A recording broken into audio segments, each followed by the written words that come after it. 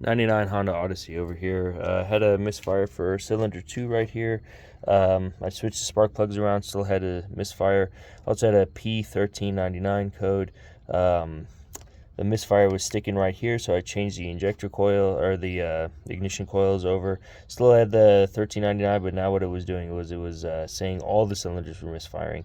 So pretty much what you do is you run the engine, and it's got a rough idle, but you unplug one coil at a time, because they're all in a central wire. You unplug one at a time, and if the engine bogs down, you know that one's good. Plug it back in, then you go to the next ignition coil, unplug it. If the engine remains just like it is, and then you know that ignition coil is bad, you replace that one, and that was the fix for this vehicle. Runs smooth as a clock now.